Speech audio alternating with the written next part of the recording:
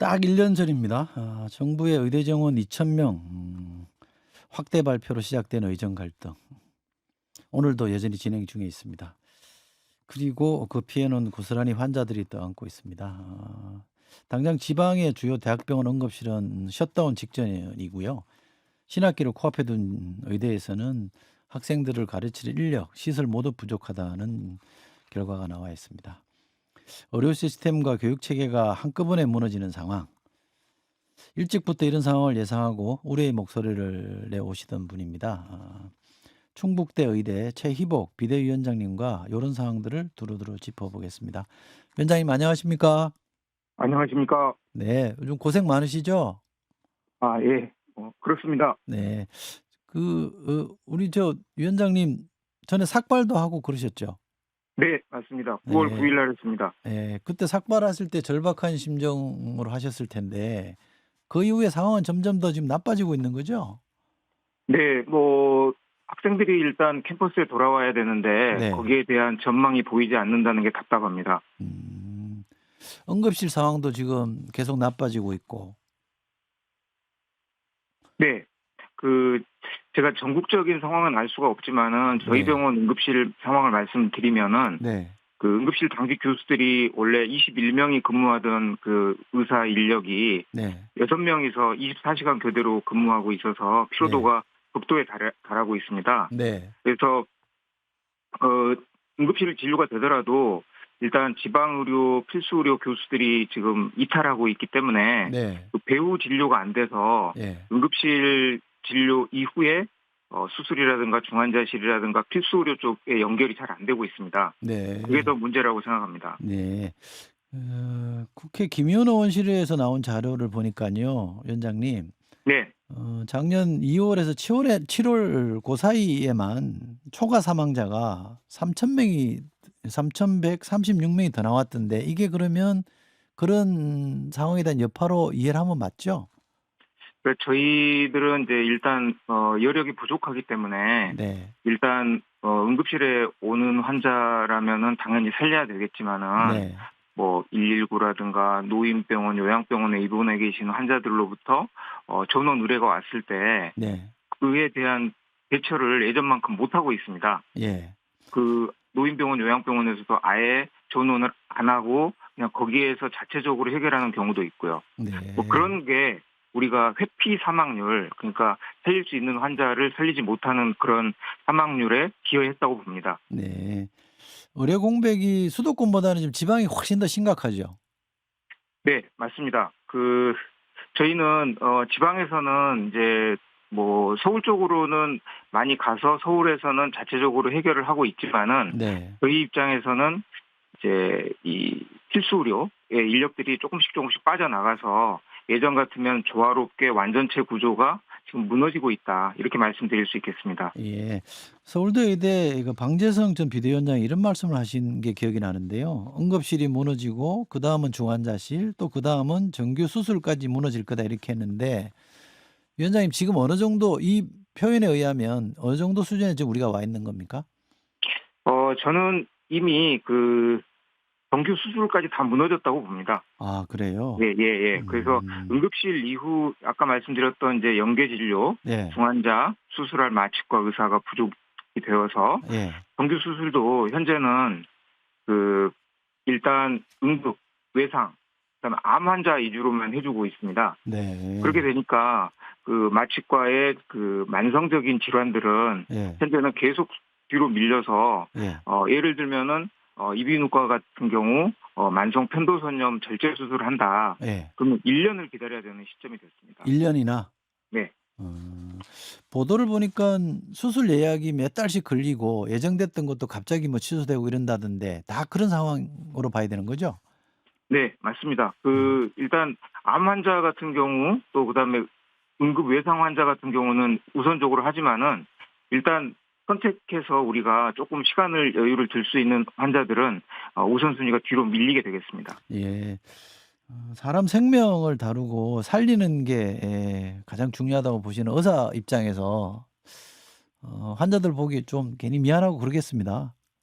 네, 좀 뭐 안타깝지만 뭐 마치 군진의학에서처럼 일단 뭐 환자들의 중증도나 뭐 그런 심각성을 고려해서 선별 진료할 수밖에 없는 게 저희들의 입장이 아닌가 싶습니다. 예.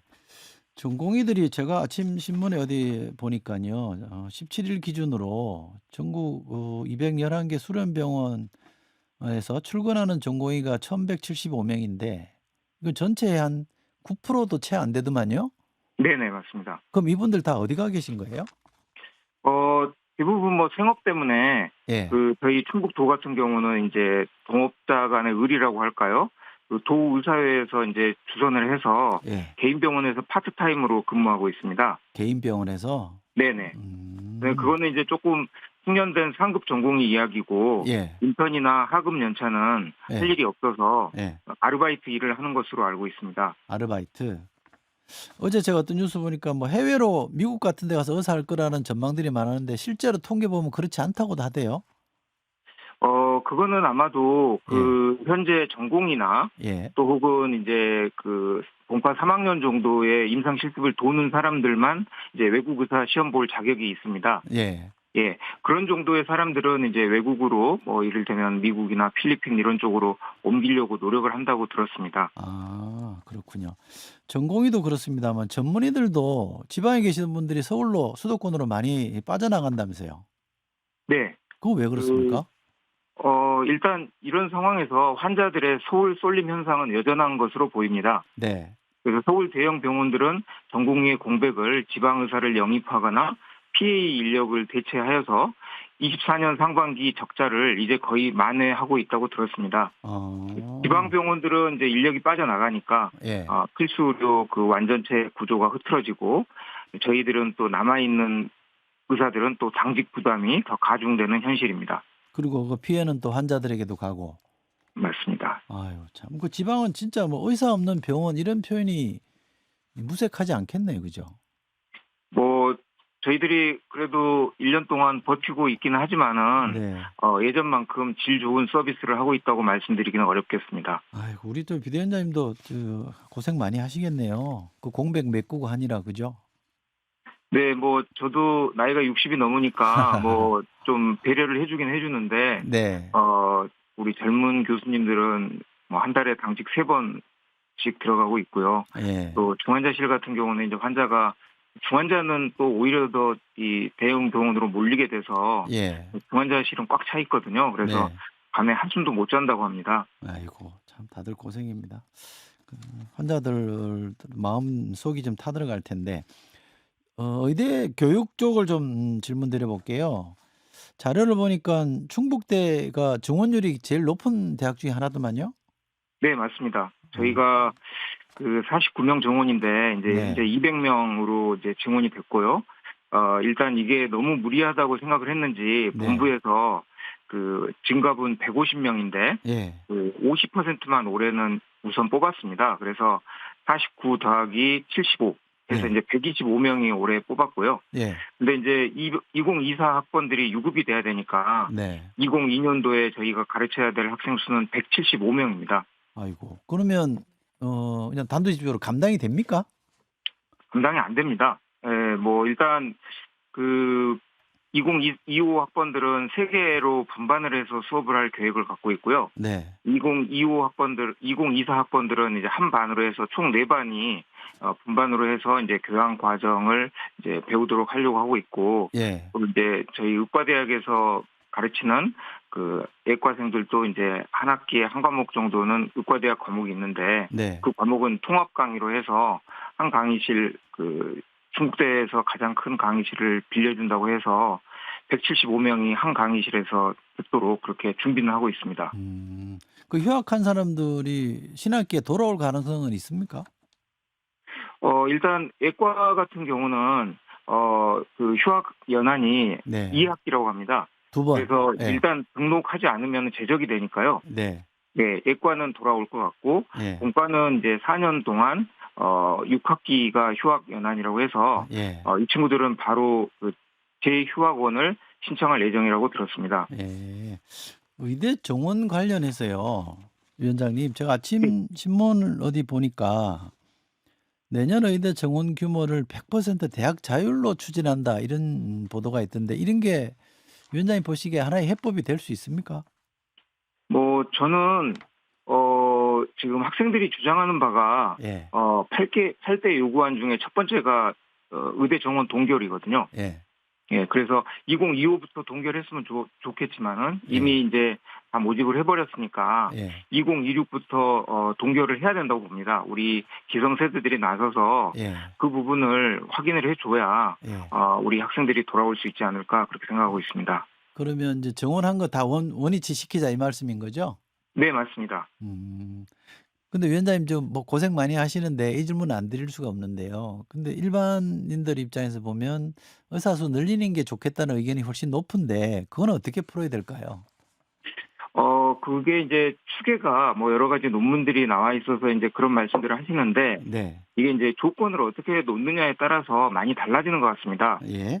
저는 우리나라 그 의료 공급 체계가 네. 조금 과잉이다 이렇게 생각하고 있습니다. 무슨 뜻인가 하면 네. 수요자가 원하면 언제든지 의료기관을 방문할 수 있기 때문에 그만큼 이제 의료 이용 수가 많아지는 것인데 네. 이제 조금 더 우리가 이제 우리 국민들 수요자 입장에서 정말 그 불필요하고 또 만성적인 질환을 이렇게 자주 방문하는 것보다는 조금 더 이제 병증은 좀 어느 정도 조금 좀 자가적으로 해결할 수 있는 부분들 하고 네. 정말 이제 이 의사의 도움이 필요한 곳에 조금 더 방문한다면은 지금처럼 이렇게 어떤 공급자가 수요를 창출하는 경우도 있겠지만 수요자가 자유롭게 의료기관을 마음대로 방문해도 되는 예. 이런 것들을 조금 조정한다면 예. 합리적인 해법이 나오지 않을까 싶습니다. 예. 우리 들으시는 애청자 여러분께서 오해할 수도 있어서 그러면 이제 환자들이 일반인이 본인이 뭔가 증상을 느꼈는데 병원 오지 마라는 얘기냐 이렇게 해석할 수도 있을 것 같은데 좀 풀어 주시죠. 예, 뭐 그렇게 오해하실 수는 있겠습니다. 근데 이제 지금 같은 경우에 보면은 네. 이 모든 게 환자가 스스로 결정하지 않습니까? 그렇죠. 예. 그러니까 뭐 이제 이를테면 지역 뭐 이를테면 주치의 제도라든가 예. 뭐 이런 게 있다면은 예. 먼저 이제 그 의사랑 상담을 하고 그게 이제 뭐 더 대학병원이라든가 높은 상급 병원으로 이렇게 이송이 돼야 되는데 예. 지금은 환자가 대학병원을 가고 싶으면은 네. 개인 병원 가서 진료를 해서 써주세요 하면은 전국 어느 병원이나 마음대로 갈 수 있는 구조이거든요. 네. 이런 것들에 대해서 조금 더 진료 의료 체계를 좀 체계화하자라는 네. 그런 뜻으로 말씀드렸습니다. 의료 체계의 말씀이시고 네, 맞습니다. 예컨대 이제 병원 안 가도 되는 가벼운 증상 뭐 감기 정도 가지고 병원 가고 이런 거는 조금 자제할 필요도 있다 이런 말씀인 거죠? 네, 맞습니다. 네. 알겠습니다. 근데 우리는 아프면 무조건 병원 가는 게 저부터도 습성이 들어 있긴 해요. 네. 가면 좀 뭐, 안심이 되긴 하거든요, 또. 뭐 제 처에게 저는 일단 감기약 같은 거 좀 먹으면서 열이 예. 계속되거나 예. 뭐 기침이 증상이 계속되거나 그러면 이제 병원에 가라. 예. 뭐 저는 그렇게 이제 이야기를 하는데 뭐 제가 이렇게 말씀드려도 이게 뭐 듣기에 따라서는 뭐 자기의 그 어떤 진료권을 탈한다 또 그렇죠. 이렇게 생각하실 수도 있기 때문에 예. 조심스러운 부분이기도 합니다. 맞습니다. 근데 전체적으로 의료 체계를 조금 점검할 필요 있다는 얘기는 다들 인정하시는 것 같긴 합니다. 뭔가 좀 이렇게 대화를 통해서 풀어지면 좋겠다 하는데 지금 대화 자체가 안 되고 있잖아요. 네. 이거 어떻게 해야 됩니까 그러면? 그냥 무조건 원상 회복 거기서부터 지금 시작해야 될까요? 말씀하시는 거는 이제 대한의협이나 정치권과의 그 어떤 대타협 이런 거 말씀하시는 겁니까? 의사정 뭐 이렇게 협의 기구도 좀 뭐 좌초돼 버렸잖아요. 근데 어쨌든 정부든 뭐 정치권이든 의사 단체든 이렇게 서로 소통을 해서 네. 해법을 찾는 노력은 필요하지 않을까요? 뭐 앵커님 의견에 전적으로 동의합니다. 뭐 네. 서로 간의 대화가 분명히 필요하고 네. 그런데 이제 저 같은 뭐 일선 또 혹은 이제 그 교수 입장에서는 네. 이게 저희 같은 49명이 40년 동안 유지되던 학교에 예. 4배 200명을 갑자기 이제 저희한테 부과를 했기 때문에 예. 뭐 이거는 너무 저희가 감당할 수 있는 역량이 안 되는 수치이고 네. 이런 게 모두 다 이제 뭐 영산발 또 복지부 발 이렇게 거기에서 그냥 결정돼서 뭐 일방 통행식으로 결정된 거기 때문에 네. 그걸 조금 더 추계위원회라든가 이런 걸 통해서 정말 우리나라의 의사수가 얼마나 필요한지에 대한 바텀업 방식으로 차근차근 해결할 필요가 있다고 생각합니다. 네. 저도 사실은 비대위원장님 말씀, 이 추진 과정이 너무 갑작스럽고 강압적이다는 건 전적으로 동의합니다만, 다른 한편으로 지금 이제 실제 고통받는 분은 환자들이니까 그 점에 착안해서 서로 조금씩 이렇게 타협하는 거는 불가능할까요?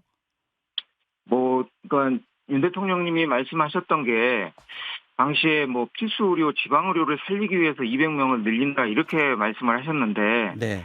실제로 의대 정원 200명 늘리는 것은 지방 의료, 필수 의료하고 전혀 상관이 없거든요. 네. 그러니까 저는 그 핀셋 정책, 네. 정말 필요한 곳에 맞는 정책을 내야지 엉뚱하게 의대생을 늘려놓고 필수 의료, 지방 의료가 살릴 것이다 이렇게 생각하는 것은 조금 잘못된 정책이라고 생각합니다. 200명 말씀하신 거는 이제 충북 의대가 200명이란 늘어난 게 200명이라는 것이죠? 네, 맞습니다. 예. 그러면요, 위원장님, 끝으로 이제 애청자분 듣고 계신데 이 해법 어디서부터 시작했는지 한번 말씀 주시죠. 네, 아까 제가 말씀드렸지만 네. 일단 건강보험은 기본적으로 사회보험입니다. 네. 그래서 저희가 선택할 수가 없습니다. 의료 수요자건 그렇죠. 공급자건 네. 일단 강제, 국가에 의해서 강제 보험입니다. 네. 그래서 지방의료 필수의료를 살리려면은 지방에서 1, 2, 3차 의료 체계가 유지될 수 있도록 예. 현재의 전원 절차를 손을 보아야 됩니다. 네. 현재처럼 개인 병원 한 군데서 쓴 진료를 해서 가지고 네. 전국 어디든 진료 받으라고 하면은 네. 저희 청주 지역은 다 서울로 가시거든요. 예. 여기는 뭐 KTX 타면 45분이면 서울 갑니다. 예. 그래서 뭐 저 부산 쪽부터 뭐 제주까지 네. 전부 서울로 몰리는 이런 현상 때문에 예. 지방의료 필수의료가 붕괴되고 있다 이렇게 생각합니다. 예. 아무래도 현장에서 그 안타까운 환자들 직접 대면하시니까 나름 힘드시고 걱정도 많이 되실 텐데 답이 좀 찾아지면 좋겠습니다, 위원장님. 네, 저도 그렇게 기도하고 있겠습니다. 예. 환자들 돌보시느라고 많이 힘드실 텐데 건강 잘 챙기시고요. 네, 고맙습니다. 감사합니다. 예, 충북의대 최희복 비대위원장과 의료계가 지금 직면하고 있는 문제를 짚어봤습니다. 김현정의 뉴스쇼는 시청자 여러분의 참여를 기다립니다. 구독과 좋아요, 댓글 잊지 않으셨죠? 알림 설정을 해두시면 평일 아침 7시 10분 실시간 라이브도 참여하실 수 있습니다.